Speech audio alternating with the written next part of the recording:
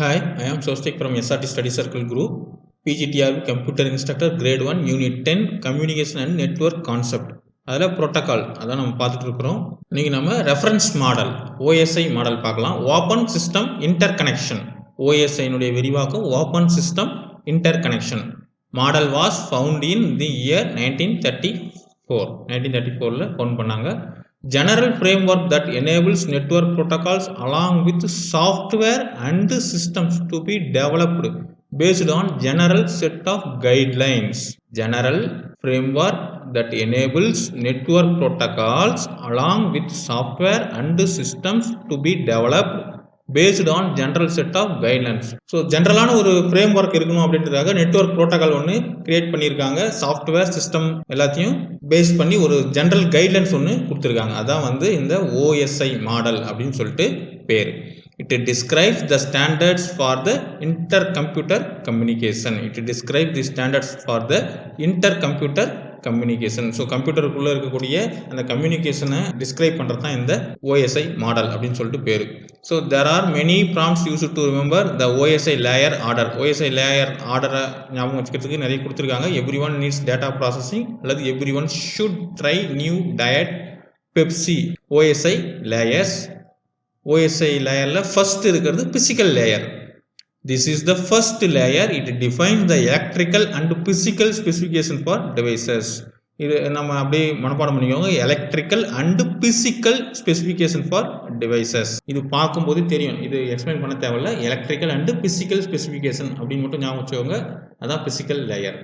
ரெண்டு data link layer. It is the second layer and it guarantees that the data transmitted are free of errors. This layer has simple protocols like 802.3 for Ethernet and 802.11 for Wi-Fi. So in the data link layer, it is the second layer and it guarantees that the data transmitted are free of errors. So free of errors, இது underline பண்ணிக்கோங்க. free of errors.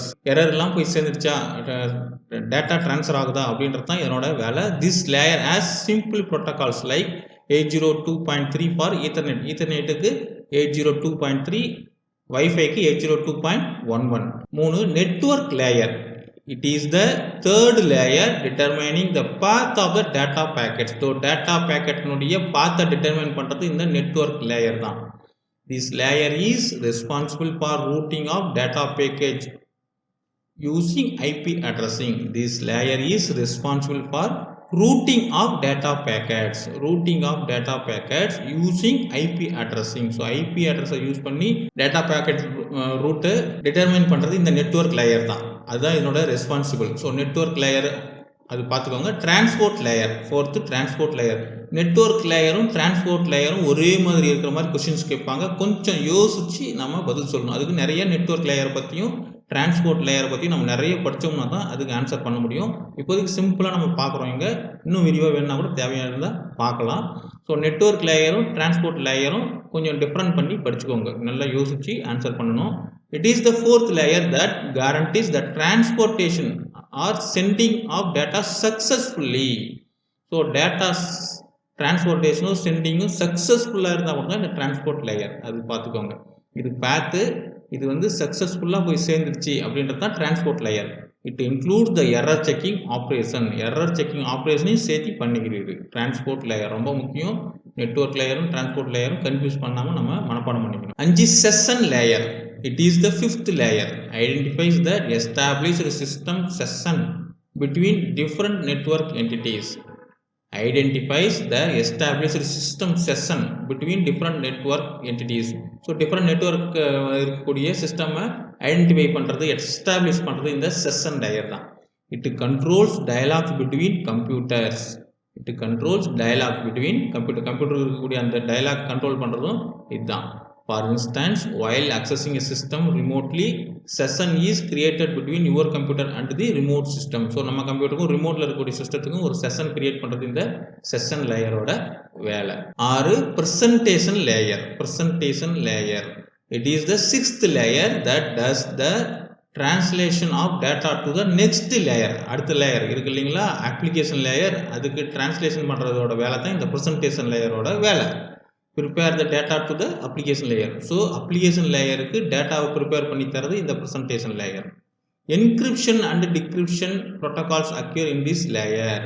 So encryption and decryption, அதாவது தகவலை பாதுகாப்பு பண்ணுறது, அந்த அந்த தகவல் செக்யூராக போய் சேர்ந்துச்சு அதெல்லாம் பார்க்குறது இந்த ப்ரோட்டோகால்ஸ் இதனோட வேலை, ப்ரெசன்டேஷன் லேயரோட வேலை. உதாரணத்துக்கு செக்யூர் சாக்கெட் லேயர் அது மாதிரி. 7 application layer. Application layer it is the 7th layer. இதான் வந்து 7th layer, last layer, which acts as the user interface platform comprising of software within the system.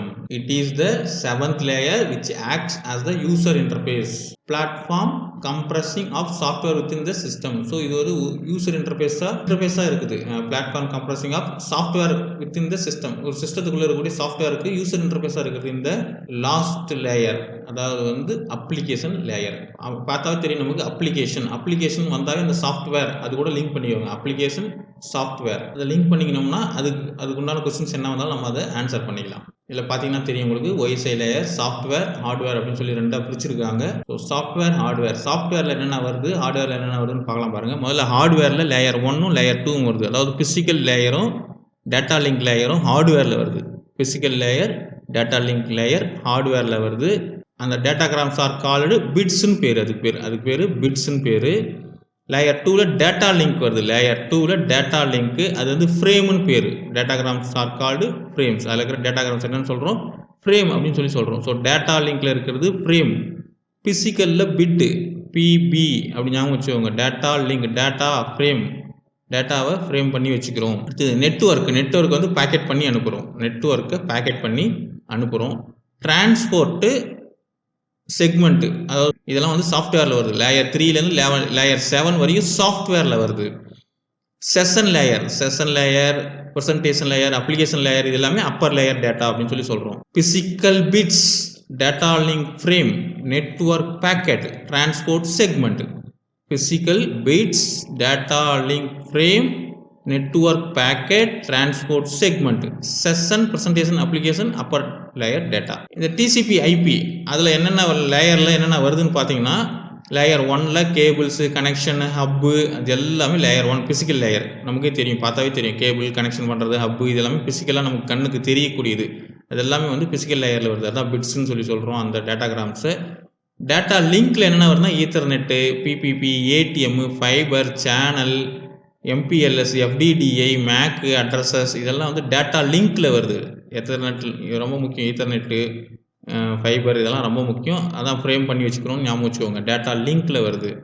Network நமக்கே தெரியும். நெட்வொர்க்னா IPv4, IPv6லாம் நெட்வொர்க்கில் வருது. ICMP, IPsec, MPLS, ARP இதெல்லாம் வந்து packet பண்ணி அனுப்புகிறோம்னு ஞாபகம் வச்சுக்கோங்க. நெட்வொர்க்கில் பேக்கெட் பண்ணி அனுப்புகிறோம். மெயினாக IPv4, IPv6 ஞாபகம் வச்சுக்கோங்க. டிரான்ஸ்போர்ட்டில் TCPயும் UDPயும் வருது. டிரான்ஸ்போர்ட் செக்மெண்ட்டு, அதாவது TCP UDP வருது. டிரான்ஸ்போர்ட் செக்மெண்ட்டில் TCPயும் UDPயும் வருது. செஷன் லேயர் அது வந்து நெட்பயாஸ், சாப்பு, ஹேண்ட் ஷேக்கிங் கனெக்ஷனு இது எல்லாமே செஷனில் வருது. நெட்பயாஸ், சாப்பு, ஹேண்ட் ஷேக்கிங் கனெக்ஷன் இது அப்படியே வந்து ஒரு ஸ்க்ரீன்ஷாட் எடுத்து வச்சுக்கோங்க. உங்கள் செல்ஃபோனில் ஸ்க்ரீன்ஷாட் எடுத்து வச்சுட்டு ஒரு முறை பார்த்துக்கோங்க, நல்லா ஞாபகத்து வந்துடும். ப்ரெசன்டேஷனில் ASCII character, MPEG, SSI, TSI, compression, encryption, decryption எல்லாமே இந்த ப்ரெசன்டேஷனில் வந்துடுது. அப்ளிகேஷனில் HTTP, SMTP, IMAP, SNMP, POP3, FTP இதெல்லாம் வந்து அப்ளிகேஷன் லேயரில் வந்துடுது. HTTP, SMTP, IMAP, SNMP, POP3, FTP இதெல்லாமே இந்த ப்ரோட்டோகால் இதெல்லாம் வந்து எந்த இதில் வருது அப்படின்னா அப்ளிகேஷனில் வருது. ஸோ இது OSI லேயர். நான் ஏற்கனவே சொன்ன மாதிரி இது ஒரு ஸ்க்ரீன்ஷாட் எடுத்து வச்சுக்கோங்க. அப்பப்போ தேவையாக்குள்ள பார்த்துக்கோங்க. ஏதாவது ஒரு கொஸ்டின் கேட்கறதுக்கு வாய்ப்புகள் அதிகமாக இருக்குது. ரொம்ப பயனுள்ளதாக இருக்கும். PGTR கம்ப்யூட்டர் இன்ஸ்டிடியூட் தேர்வு எழுதுறவங்களுக்கு இந்த பக்கமே ரொம்ப பயனுள்ளதாக இருக்கும். அரசு வேலை பெறுவதே நமது லட்சியம். அதை அடைந்தே தீர்வோம். நன்றி.